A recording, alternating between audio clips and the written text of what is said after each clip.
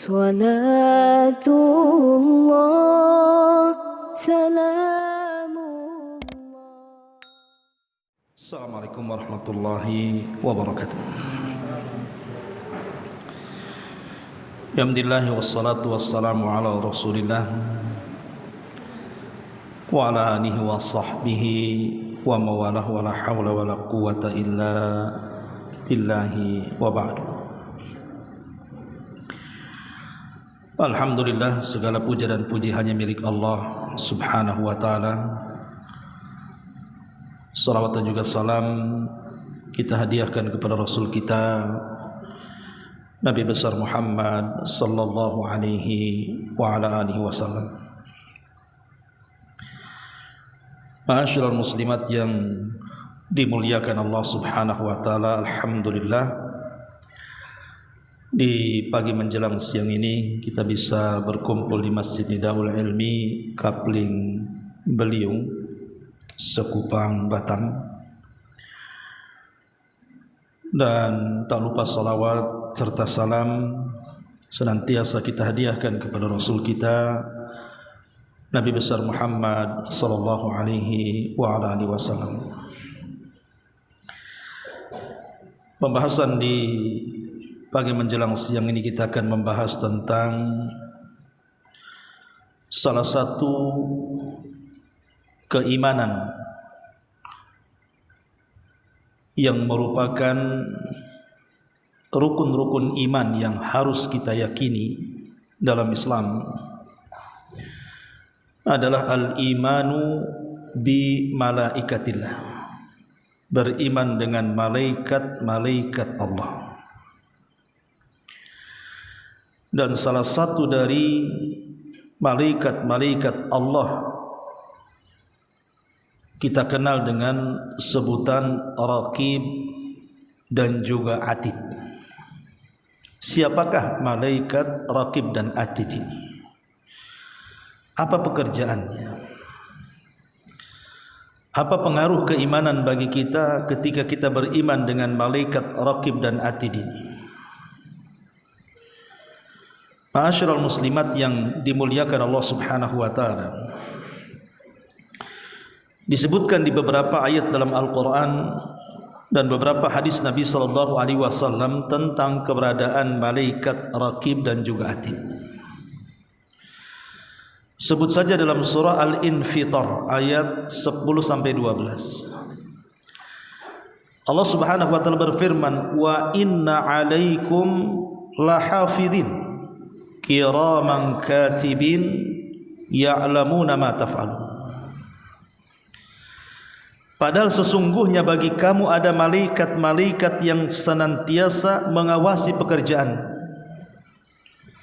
Malaikat-malaikat yang mulia di sisi Allah dan malaikat-malaikat yang mencatat perbuatan-perbuatan itu, mereka mengetahui apa yang kamu kerjakan. Dari ayat ini Allah subhanahu wa ta'ala katakan kiraman katibin. Ada malaikat-malaikat yang senantiasa mencatat amalan kita. Kemudian disebutkan dalam surah Qaf ayat 17-18-nya, id yatalaqqal mutalaqqiyani anil yamini wa anis shimali qa'id ma yalfadu min qawlin illa ladaihi raqibun atid. Ketika dua orang malaikat mencatat amal perbuatannya, seorang duduk di sebelah kanan dan yang lain duduk di sebelah kiri, maka tidak ada satu ucapan pun yang diucapkan manusia melainkan ada di dekatnya malaikat pengawas yang selalu hadir. Itulah Raqib dan Atid. Di sini disebutkan di dalam surah Qaf, ma yalfadu min qaulin illa ladaihi raqibun atid. Tidak ada satupun ucapan yang diucapkan manusia kecuali ada Raqib dan Atid. Kemudian diulang lagi dalam surah Ar-Ra'd ayat 11. Allah Subhanahu wa taala berfirman, lahu muaqqibatum min baini yadayhi wa min khalfihi yahfazunahu min amrillah. Bagi manusia itu ada malaikat-malaikat yang senantiasa menyertainya secara bergiliran, dari depan dan belakangnya, yang senantiasa menjaganya atas perintah Allah Subhanahu wa taala. Kemudian juga disebutkan dalam surah Al-An'am ayat 61, wa huwal qahiru fawqa ibadi wa yursilu alaikum hafadha hatta idza jaa ahadakumul maut tawaffathu rusuluna wa hum la yufarritun. Dan dialah penguasa mutlak atas semua hamba-hambanya, dan diutusnya kepadamu malaikat-malaikat yang senantiasa menjaga, sehingga apabila kematian datang kepada salah seorang di antara kamu, malaikat-malaikat kami mencabut nyawanya dan mereka tidak melalaikan tugas-tugasnya. Kemudian juga Allah Subhanahu wa taala mengatakan dalam surah Tariq ayat keempat, in kullu nafsin lama 'alaiha hafidh. Setiap orang itu pasti ada malaikat yang senantiasa menjaganya. Dan yang terakhir disebutkan dalam surah Al-Qamar ayat 52 sampai 53, wa kullu syai'in fa'aluhu fi zubur wa kullu saghirin wa kabirin mustatir. Dan segala sesuatu yang telah mereka perbuat tercatat dalam buku-buku catatan yang ada di tangan-tangan para malaikat. Dan segala urusan yang kecil maupun yang besar semua tertulis di tangan-tangan malaikat. Ayat-ayat ini dari mulai surah Al-Infitar ayat 10 sampai 12, kemudian surah Qaf ayat 17 sampai 18, kemudian surah Al-Qamar ayat 52 sampai 53, kemudian Ar-Ra'd ayat 11, kemudian Al-An'am ayat 61 dan surah Tariq ayat keempat. Ini semua sebagai dalil bahwa ada malaikat-malaikat yang senantiasa menyertai kita sepanjang waktu, mulai lahir kita sampai wafat kita. Siapa ini atau siapa malaikat yang senantiasa menyertai kita itu? Dialah malaikat Raqib dan juga malaikat Atid. Perlu ibu ketahui bahwa kalimat Raqib dan Atid itu bukan nama. Bukan nama seperti Munkar, Nakir, Jibril, Mikail, Israfil. Bukan. Raqib, Atid itu sifat. Jadi malaikat yang memiliki sifat Raqib dan malaikat yang memiliki sifat Atid. Jadi bukan nama ya. Kita sering salah menyebut malaikat namanya Raqib dan Atid. Bukan nama. Ini sifat. Bahwa ada malaikat itu tersifati dengan Raqib dan ada malaikat itu tersifati dengan sifat Atid. Apa Raqib dan apa Atid? Ulama mengatakan bahwa yang dimaksud Raqib di sini ada 3 makna. Disebut malaikat Raqib itu karena memiliki 3 makna. Yang pertama, annahu asyahid. Bahwa malaikat Raqib itu disebut Raqib karena dia asyahid, menyaksikan kita setiap hantakan waktu kita. Setiap detiknya itu diawasi betul. Dia menyaksikan apapun yang kita lakukan, baik dalam terjaganya kita, baik dalam tidurnya kita, baik dalam ucapannya kita, perbuatannya kita, apa yang kita katakan dalam hati secara batin ataukah yang kita katakan secara zahir, semua disaksikan malaikat ini. Itulah Raqib, senantiasa memperhatikan kita. Makna yang kedua, annahu al-hafidh. Makna yang kedua, maksudnya Raqib itu adalah malaikat yang senantiasa menjaga kita. Jadi kita dijaga oleh malaikat ini. Pamannya ibu lagi dari rumah ke pengajian sini, tiba-tiba ada kontainer lewat. Harusnya secara logika ibu ketabrak tuh, selamat pula ibu, alhamdulillah. Siapa yang menjaga dan menyelamatkan ibu? Itulah raqib. Ibu tidur di rumah, tidur di tembok, tidak tidur di kasur. Padahal kan banyak rayap-rayap itu, ada semut, ada binatang-binatang yang kecil. Ketika ibu tidur walaupun berjam-jam tak ada tuh semut masuk kuping, semut masuk hidung, semut ganggu kita, nggak ada. Siapa yang jaga waktu kita tidur? Itulah raqib. Jadi dia menjaga kita. Ini makna yang kedua. Makna yang ketiga, bahwa dia adalah malaikat yang tatabbu lil umurin nas. Dia mencari-cari urusan-urusan manusia. Dia akan mengikuti kemana kita berada. Ibu mau ada urusan di Batam, mau ada urusan di Tanjung Pinang, mau ada urusan di Bandung, mau ada urusan di Jawa Barat, mau ada urusan di Flores, di mana saja, malaikat ini ikut terus. Apa yang kita lakukan dalam urusan-urusan kita, urusan apa saja, maka mereka senantiasa mengawasi kita, mencari-cari perkara-perkara yang kita lakukan. Inilah tugasnya malaikat raqib, menyaksikan, menjaga dan mencari-cari urusan kita. Itulah disebut ar-raqib namanya, malaikat raqib. Adapun malaikat atid, disebut malaikat atid, memiliki dua makna. Makna yang pertama, annahul hadir alladhi la yaghib. Hadirun atau al-hadiru alladhi la yaghib.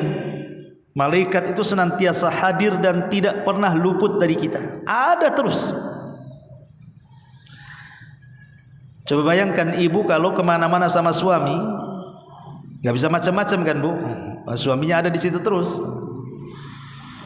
Lah bagaimana ini malaikat ini kan nggak nampak tuh, tapi dia hadir terus.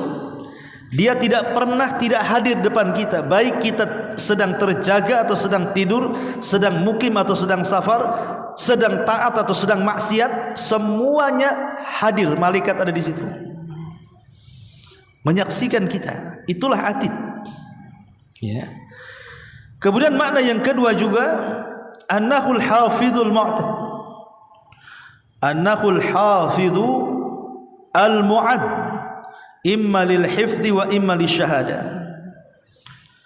Bahwa atid adalah malaikat yang senantiasa menjaga dan terus menjaga dan terus memperhatikan, kurang lebih dengan raqib juga maknanya.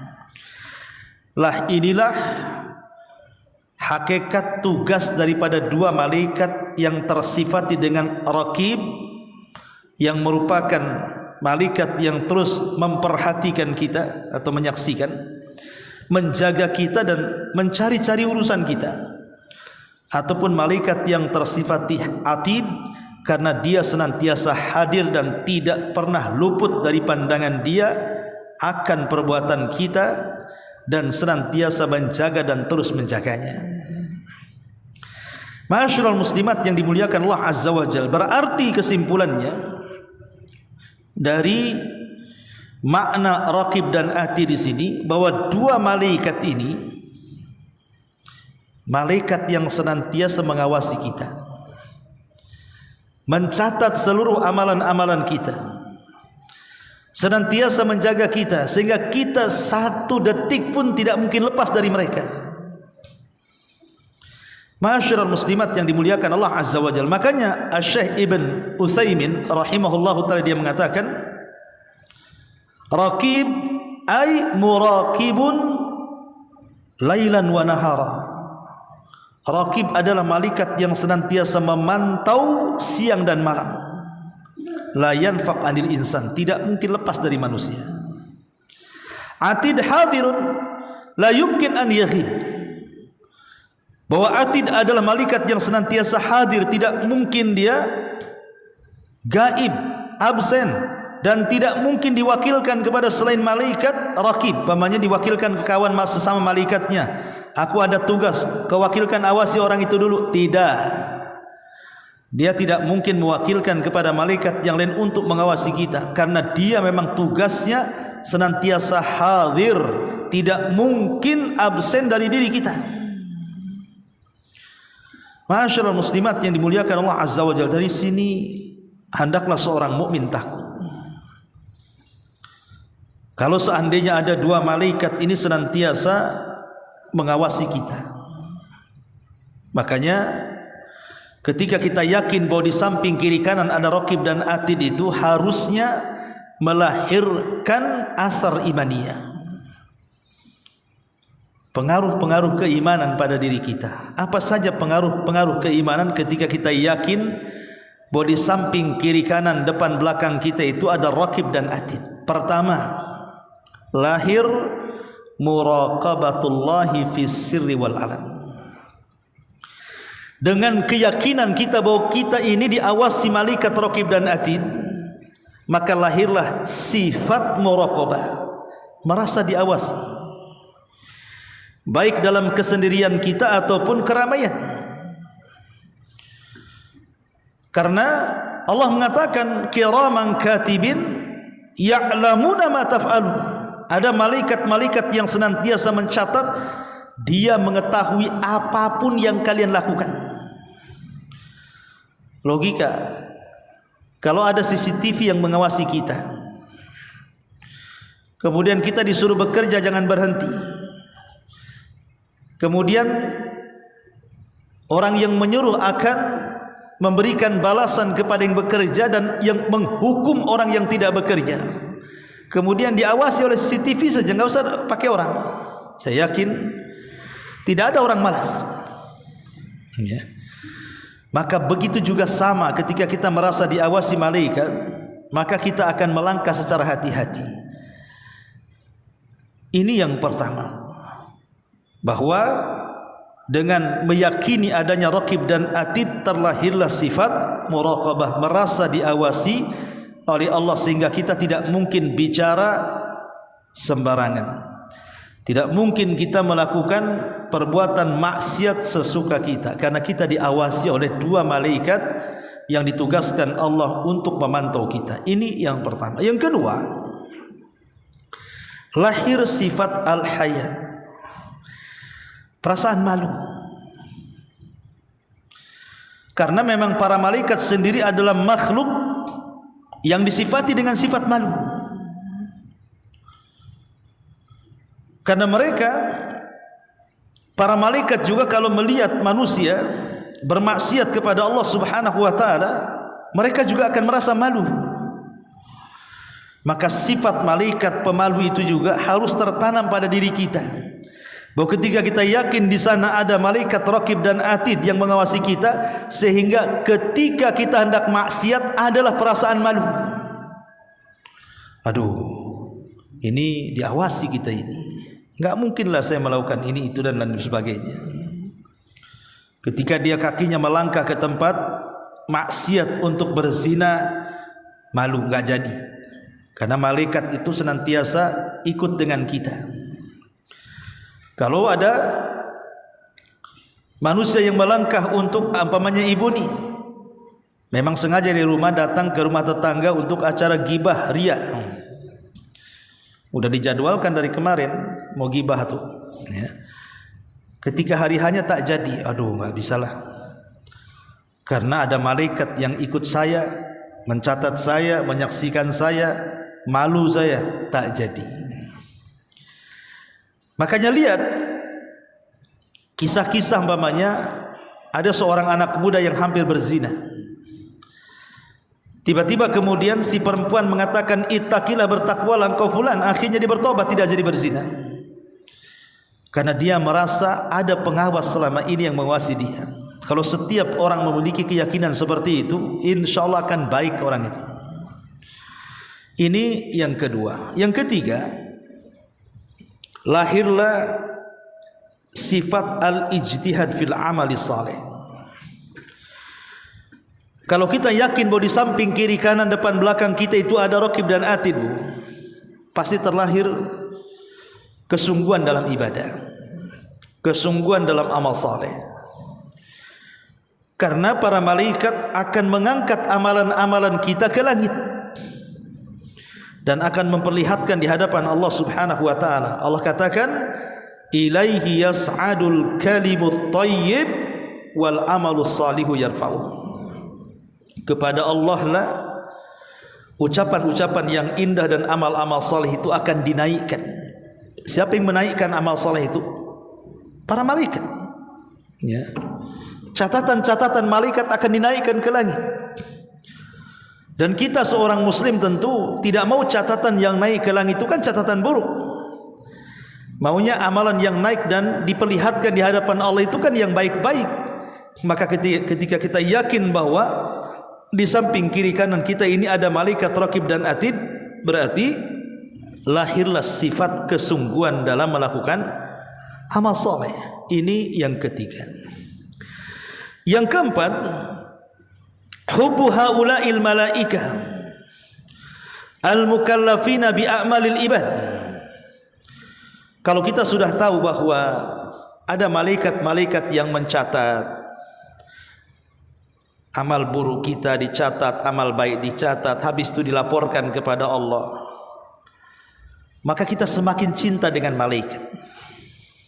Semakin cinta dengan malaikat. Kenapa? Malaikat enggak suruh dibayar. Emang ibu bayar malaikat untuk menyampaikan amal ibu ke langit? Dilaporkan kepada Allah Azza wa Jalla. Kita saja di dunia kalau kita butuh kepada audit, umpamanya di perusahaan, itu harus bayar tuh. Umpamanya ini mau mengaudit perusahaan, itu ada orang-orang tertentu yang harus dibayar. Ini malaikat tidak perlu ibu bayar, tapi dia memang sudah tugasnya apa? Menyampaikan catatan-catatan amal baik kita menghadap Allah, kemudian melaporkannya. Maka sebagai bentuk berterima kasihnya kepada para malaikat, tentunya dengan menanamkan kecintaan kepada mereka. Dan yang terakhir, adamu idza'i haula'il malaikah. Ada larangan tidak boleh menyakiti mereka. Jangan sakiti para malaikat. Seperti umpamanya hadis mengatakan, man akalal basal wath-thawma wal qarratha fala yaqrabanna masjidana fa innal malaikata yata'adza mimma yata'adza minhu banu adam. Barang siapa yang makan bawang, basal, bawang merah, bawang putih, saum itu, sehingga mulutnya jadi bau, kemudian dia berangkat ke masjid sementara mulutnya masih bau juga, maka malaikat akan tersakiti dengan bau itu sebagaimana Bani Adam tersakiti dengan baunya. Karena malaikat itu suka yang harum-harum. Makanya laki-laki kalau ke masjid, ibu kasih tahu bapak-bapak kalau ke masjid, kalau dia seorang perokok atau apa kan, sikat gigi dulu. Kalau perlu jangan merokok. Ya, atau habis makan yang bau-bau jengkol, pete atau apa kan yang bau-bau tuh, suruh sikat gigi dulu baru ke masjid. Karena malaikat tidak suka dengan bau-bauan itu. Lah inilah 5 perkara tentang asar keimanan kenapa kita beriman dengan malaikat Raqib dan juga Atid. Ma'asyiral muslimat yang dimuliakan Allah Subhanahu wa taala. Kita fokus kepada satu ayat di dalam Al-Quran surah Qaf ayat 17 dan 18, karena ini fokus kepada tugas malaikat Raqib dan Atid. Allah Subhanahu wa taala berfirman, "Idh yatalaqqal mutalaqqiyani 'anil yamini wa 'anil shimali qa'id ma yalfidu min qaulin illa ladaihi raqibun atid." Ketika 2 orang malaikat mencatat amal perbuatannya, seorang yang duduk di sebelah kanan dan yang lain duduk di sebelah kirinya, maka tidak ada satu ucapan pun yang diucapkannya melainkan ada di dekatnya malaikat pengawas yang selalu hadir mencatatnya.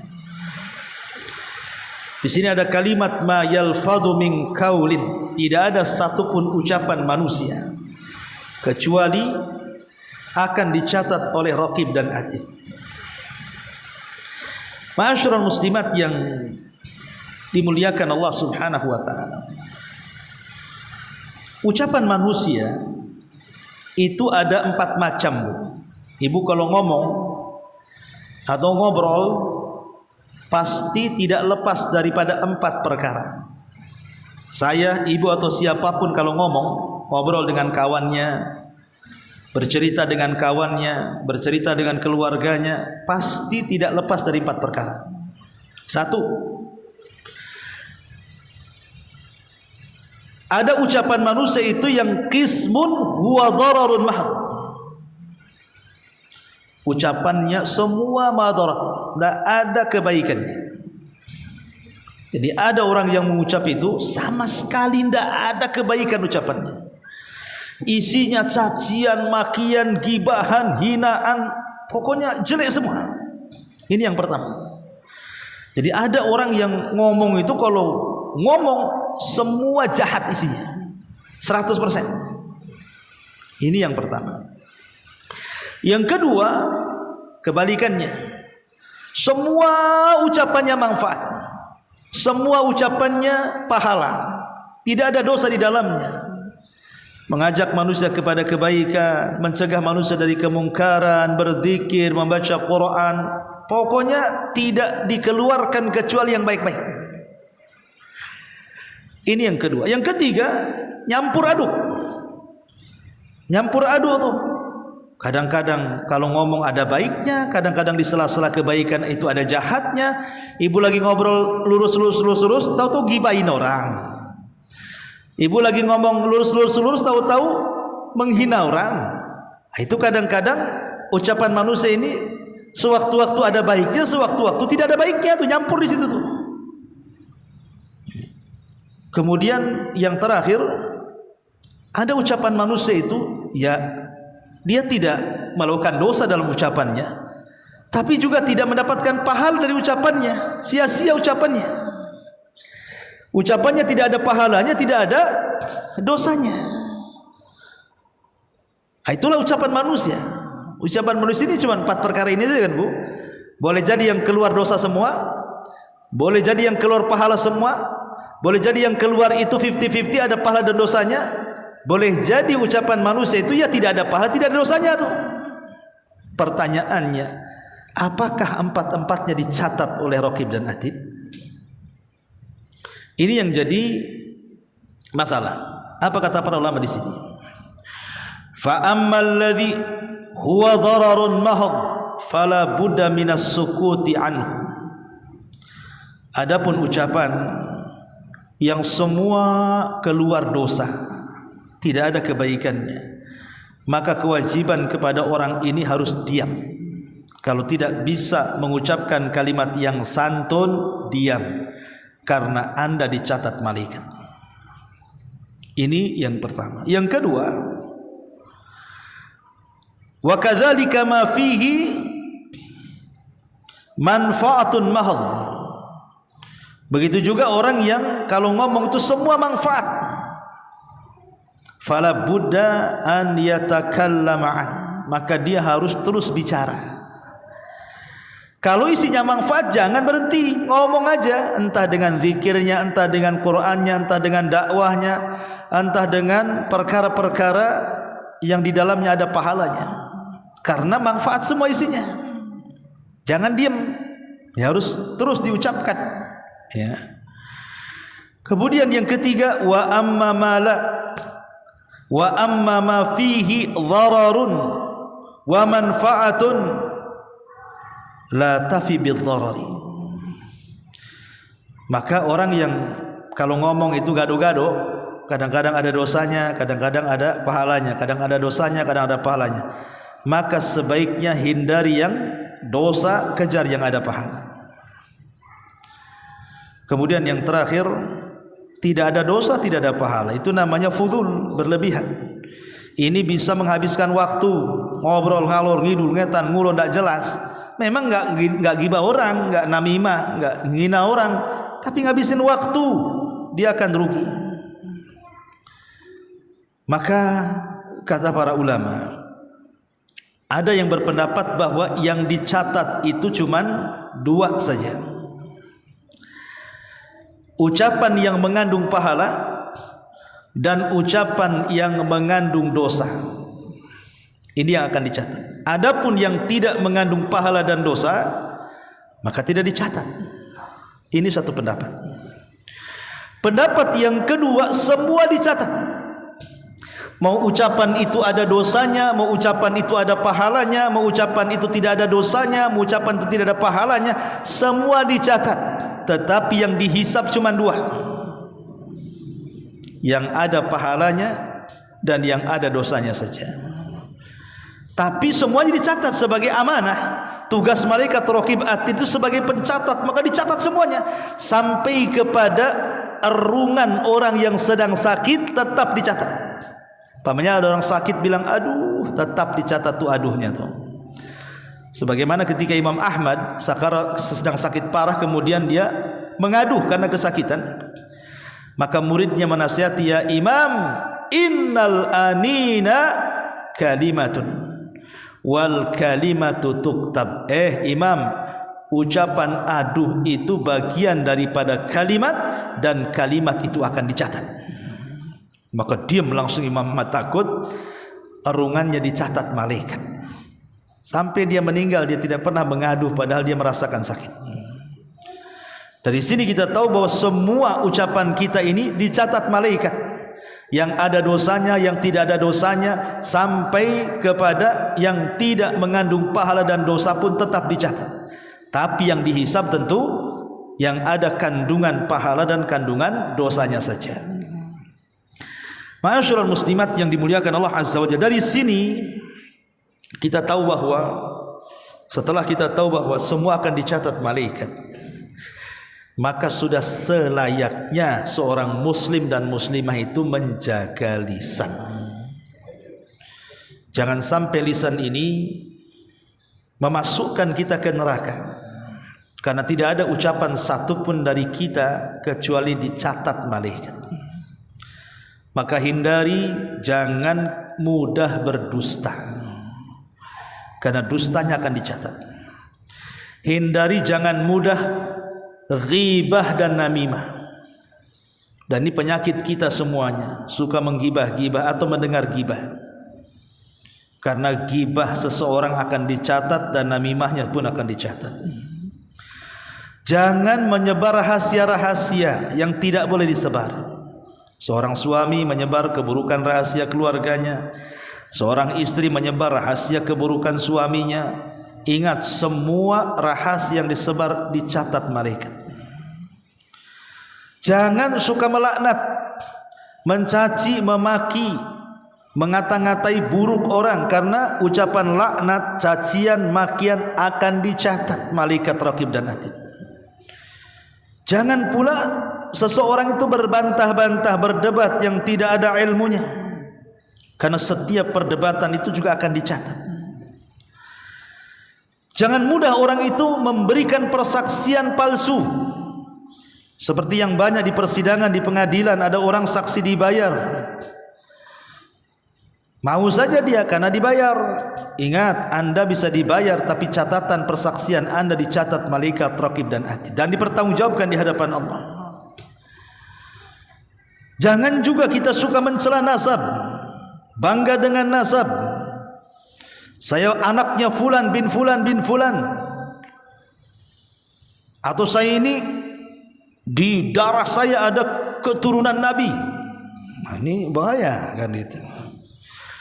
Bangga, ini bangga jahiliyah dengan nasab, maka ini akan dicatat oleh raqib dan atid.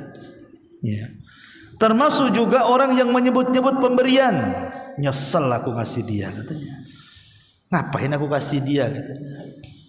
Kalau tahu dia begini, ngapain aku kasih dia, katanya. Akan dicatat. Ya. Kalau sudah sedekah ikhlas lah, ngapain disebut-sebut. Ya. Termasuk juga Allah akan mencatat ucapan manusia yang tidak ada gunanya. Menghabisin waktu saja ngobrol sama kawannya, akhirnya lupa zuhur, asar, maghrib, isya, subuh, ngobrol saja, dicatat semuanya. Jadi ucapan-ucapan ini semua akan dicatat oleh Raqib dan Atid. Maka kalau semua ucapan-ucapan manusia akan dicatat, sudah seharusnya pertama, jangan bicara kecuali yang ada manfaatnya. Yang kedua, pilih waktu yang tepat untuk bicara. Yang ketiga, jangan terlampau banyak bicara, karena banyak bicara itu pasti akan banyak kepelesetnya. Ketika banyak kepelesetnya berarti banyak dosanya. Ketika banyak dosanya berarti neraka tempatnya. Apalagi ya. Kemudian yang keempat, pilih bahasa yang akan dikeluarkan lisannya. Setiap daerah itu kan ada yang halus, ada halus sekali, ada yang kasar, ada yang kasar sekali. Kalau orang Jawa itu misalnya ada yang bahasa kromo, ya bahasa tinggi, ada yang bahasa biasa, ada yang bahasa kasar. Kan kita tahu tuh tiap-tiap daerah itu mesti ada lah bahasa-bahasa kayak gitu tuh. Maka pilih bahasa yang sesuai. Jadi diksi-diksi yang kita akan keluarkan itu harus betul-betul memilih mufradat, kosakata yang kalau bisa tidak menyakiti orang. Karena biasanya Bu, orang kalau ngomongnya kasar, kadang-kadang yang ngomong aja menyesal. Kenapa lah aku tadi ngomong begitu? Yang dengar sakit hati, kurang ajar dia ngomong kayak gitu sama saya katanya. Awas saja katanya. Yang ngomong aja bisa nyesel tuh kalau dia mengucapkan kalimat kotor itu. Apalagi yang dengar sakit hati. Tapi kalau omongannya baik, yang ngomong itu kayaknya puas sekali, dan yang dengar pula merasa lezat, pengen ketemu lagi, pengen ngobrol lagi dengan kita. Makanya pilih kosakata yang baik, ya, karena setiap kosakata itu akan dipertanggungjawabkan. Kemudian yang kelima, timbang perkataan ini. Ini gibah enggak ya? Nah, jadi ditimbang dulu Bu. Kalau ngomong tuh, kayaknya kita sudah gibahin orang ini. Enggak usah cerita lagi. Ditimbang, mikir ke situ tuh. Wah, ini kayaknya kita ada menghina orang, tak bagus nih. Langsung dihentikan di situ. Ditimbang tuh kalau ngomong, ini enggak dilanjut. Kalau bisa besok lanjut lagi ya. Kapan lagi kita? Kalau bisa jangan di tempat ini ya, di warung kopi sana. Atau di rumah si Anu gitu, lebih enak, lebih luas lagi itu. Di situ ada mic-nya lagi, bisa keras kita ngomong. Ini kan repot Bu, ya. Jadi jangan pula dijadwal untuk gibah. Justru kita menimbang, kalau sudah ngomong nih, ini salah, ini kita udah harusnya lurus, sudah bengkok kita ini. Balikin lagi. Ditimbang kalau ngomong itu. Kemudian ingat, sebagaimana orang punya aib yang kita kadang-kadang singkap-singkap, kita juga punya aib loh, jangan salah. Jangan membongkar aib orang, karena nanti Allah akan kirim membongkar aib kita lebih parah dibandingkan kita membongkar aib orang. Karena al-jaza min jinsil amal, masalahnya balasan itu disesuaikan dengan amalannya. Kemudian kalau ngomong itu cari bahasa-bahasa yang mudah dipaham, jangan jelimet. Ada orang itu ngomong ngalur ngidul segitu pula lah, itu intinya. Jadi ambil bahasa yang mudah, yang enak gitu ya. Dan jangan membiasakan menggunakan bahasa-bahasa kotor, bahasa-bahasa menyakitkan, membentak-bentak. Pokoknya pandai-pandailah. Ketika memuji jangan berlebihan memuji. Ya, ketika mencela ya dihentikan celaannya. Dan jangan mengambil keridhaan manusia untuk bermaksiat kepada Allah. Contoh mamanya ini, karena kawannya banyak berjasa kepada ibu, kemudian dia pun ngajak gibah ibu layani saja. Kenapa? Enggak enak katanya. Dia udah banyak berbuat baik pula sama saya. Kalau saya pergi dari situ tersinggung pula dia, Ustaz. Enggak bisa lagi saya pinjam uang sama dia nanti. Itu kadang-kadang ada orang yang mencari keridhaan untuk bermaksiat. Enggak boleh, ya. Kalau sudah maksiat tetap maksiat. Kemudian kalau seandainya seseorang hendak bicara dengan orang, ya lihat waktu. Kalau bentuknya nasihat, dan menasihati itu maksudnya menyampaikan kebaikan kepada orang lain. Kadang ada orang memberikan nasihat itu bukan menasihati, tapi sedang membongkar-bongkar aib dia, atau dia nasihati depan orang jadi malu. Maka ini semua kan bagian daripada kalam, Bu. Maka saya nasihatkan, karena di samping kiri kanan depan belakang kita ini ada raqib dan atid, maka pandai-pandailah memilih kosakata dalam bicara. Wallahu a'lam bishawab. Ini yang bisa sampaikan mengenai tentang pengenalan kita kepada dua malaikat mulia, raqib dan juga atid. Taib, sebelum saya tutup, silahkan kalau ada yang bertanya.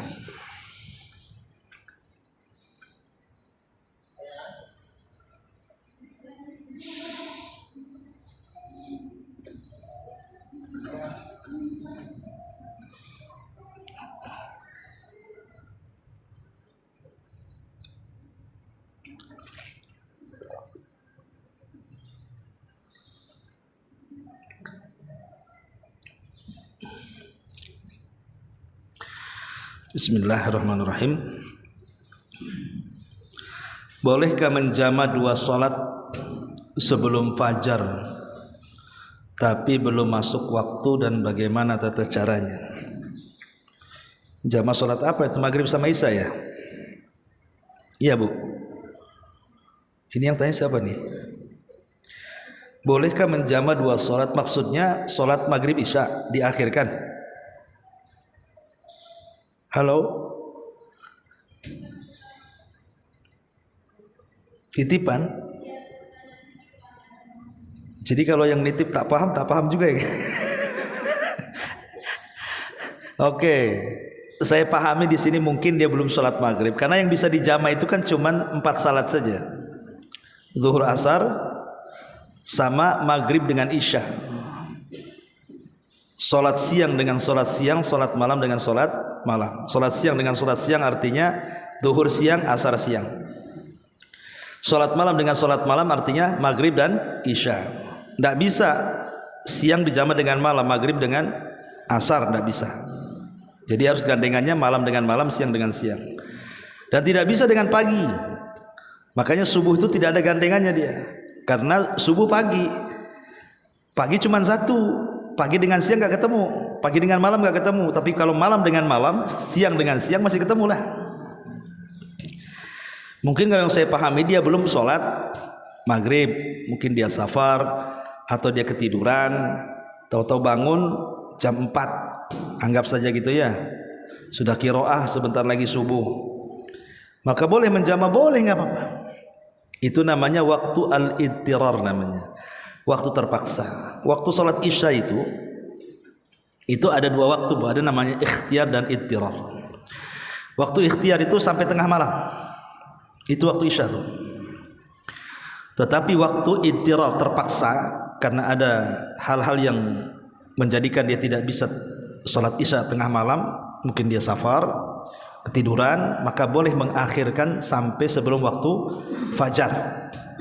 Maka sebelum sholat subuh, kalau masih ada waktu, boleh kita menjama maghrib dan isya. Wallahu a'lam. Bismillah, bagaimana hukumnya sumpah serapah orang yang sedang marah-marah dan sangat emosional? Ya tetap tidak boleh. Makanya pentingnya orang lagi marah itu, kita disuruh untuk banyak bergerak. Kalau marahnya berdiri, duduk. Kalau marahnya duduk, baring. Kalau masih baring juga marah, cari tempat lain, ya keluar. Kalau masih marah juga ambil wudhu. Masih marah juga sholat. Masih marah juga minum obat lah. Tuh pemarah lah dia tuh. Jadi mungkin kolesterolnya lagi naik, darah tinggi lagi naik, itu suruh minum obat tuh kalau udah macam-macam. Kok nggak berhenti juga marahnya. Tapi yang jelas bahwa orang yang lagi marah itu, biasanya kan marah itu kan dari setan, Bu. Makanya orang marah itu rata-rata tidak ada yang baik, kecuali marahnya karena agama. Kalau marah karena agama, saudara kita dibantai seperti di Palestina, ajaran kita dihina-hina, Quran diinjak-injak, ya itu marah, itu yang positif, marah yang baik, dan kita harus marah ya. Tapi kalau marahnya bukan karena itu, yang biasa di masyarakat gitu kan, yang umumnya orang mudah emosi, marah dan begitu seterusnya. Kadang-kadang itu mengucapkan kalimat yang aneh-aneh tuh. Kalau binatang keluar semua, setan genderuwo keluar semua. Kadang-kadang kata-katanya juga nggak jelas, kadang-kadang main tangan, macam-macam marah itu. Maka sebaiknya Rasul mengatakan, makanya Nabi itu sampai 3 kali menasihati sahabat tuh, la taghdab, la taghdab, la taghdab, jangan marah, jangan marah, jangan marah, sampai 3 kali. Karena marah ini sumber setiap keburukan. Sumber setiap keburukan itu dari marah. Marah itu bisa apa-apa. Orang baik-baik bisa saling bunuh-bunuhan. Gara-gara marah orang bunuh tuh. Saudara beretak, suami istri cerai. Ya. Orang tidak bersalah disalahkan, orang tidak layak dipenjara dipenjarakan. Orang lagi marah. Ini bisa apa saja orang lagi marah itu. Nyewa samsing, tolong pukul orang itu. Ya, orang lagi marah itu apa? Makanya marah itu sumber keburukan. Maka kalau sedang marah, kalau dalam rumah tangga, bagi perempuan diam. Karena kita tahu Bu, secara psikologi kan, perempuan itu setiap hari harus banyak mengeluarkan kosakata, kan Bu? Nah, saya dengar begitu, kalau perempuan itu harus banyak mengeluarkan kosakata. Kalau laki-laki kosakatanya terbatas, Bu. Makanya laki-laki itu lebih banyak diam, sabar. Perempuan lebih banyak ngoceh aja kemana-mana, gitu ya. Karena setiap hari dia harus mengeluarkan kata-kata banyak. Apalagi kalau ada anak kecil teriak sana teriak sini, pakpuk kan. Laki-laki kan kata-katanya terbatas, mungkin di luar sudah ngobrol sama kawannya, pulang ke rumah sudah habis kata-katanya, diam aja kan. Jadi ibu harus sabar. Mungkin kata-kata suaminya sudah dihabiskan di luar rumah. Jangan bilang, Ustadz suami saya ini nggak tahu, pendiam dia, nggak, bukan pendiam, mungkin sudah habis di luar kata-katanya, sudah ngobrol sama kawannya sehingga sampai rumah habis, malas dia ngomong. Ya, kalau ibu kan terbalik, suami ibu justru heran, istri saya kok nggak banyak ngomong nih, sakitnya nih, karena perempuan kan harus banyak ngomong. Ya, makanya pahala perempuan itu lebih banyak di ucapan. Kalau pahala bapak-bapak lebih banyak di perbuatan. Ingat Bu ya, kebanyakan perempuan masuk surga itu karena ucapan. Kalau bapak-bapak ini lebih banyak di perbuatan. Sholat jamaah bapak-bapak, jihad bapak-bapak, semua bapak-bapak. Ibu itu ya zikir, baca Quran, ya nyenengin suami dan begitu seterusnya. Makanya harus dipahami itu bahwa kalau seandainya ini konteksnya keluarga, ya harus sabar. Dan yang menyumpah serapah ya dinasihati. Tapi kalau di luar rumah, entah dengan tetangga atau dengan kawan, yang nggak usah didengar, ya langsung pergi saja, nggak usah didengar dan nggak usah dibalas juga, supaya dibedakan mana yang berakal, mana yang sehat, ya mana yang gila sama mana yang tidak gila. Kalau orang sumpah serapah ibu layani, sumpah serapah juga, nggak bedanya ibu gilanya dengan dia. Ya, jadi kalau bicara hukum ya tentu tidak boleh sumpah serapah, apalagi sampai marah-marah, mengeluarkan kata-kata yang tidak pantas dikeluarkan. Wallahu a'lam. Baik, sampai di sini. Subhanakallahumma bihamdika, asyhadu an la ilaha illa anta, astaghfiruka wa atubu ilaik. Wallahu ta'ala alam. Assalamualaikum warahmatullahi wabarakatuh.